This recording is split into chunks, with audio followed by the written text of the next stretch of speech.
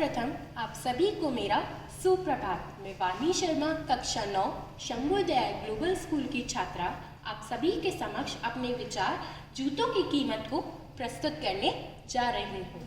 जूतों की कीमत, यह विषय पढ़ते ही मेरे मस्तिष्क में एक सवाल आया कि भला जूतों की भी कोई कीमत हो सकती है? यह तो एक निर्जीव वस्तु है। भला जीवित व्यक्ति को छोड़कर ऐसी वस्तु की क्या कथा? मैं ये सोच ही रही थी कि तभी मुझे मेरी प्रिय मित्र अंजना की याद आ गई। आओ सुनते हैं अंजना की एक कहानी।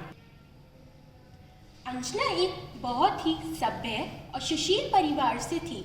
वह पढ़ने में भी बहुत होशियार थी और वह कक्षा में हमेशा अव्वल आती थी, परंतु वह 2 सालों से एक ही जोड़ी जूते पहनकर आ रही थी और अब तो उसके जूतों में छोटे छोटे छेद भी हो गए थे और अब उन जूतों की हालत इतनी खराब हो गई थी कि उसमें से अंजना की पैर की उंगलियां भी बाहर झांकती रहती थी।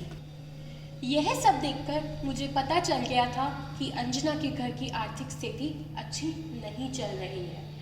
अब तो कक्षा अध्यापिका ने भी उनसे कह दिया था कि अंजना, तुम नए जूते क्यों नहीं खरीद लेती हो?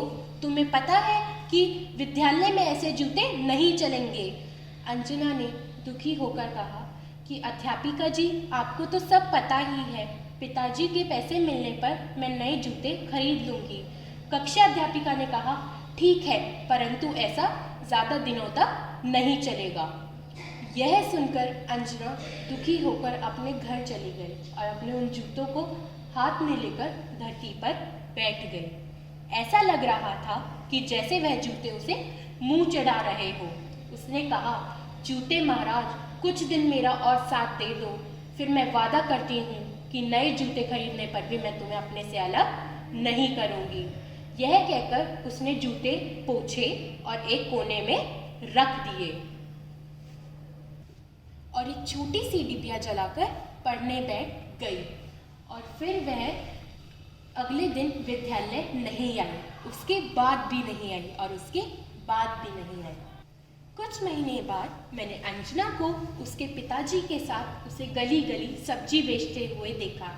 आंखों में वही चमक थी, चेहरे पे वही मुस्कुराहट और पैरों में वही जूते।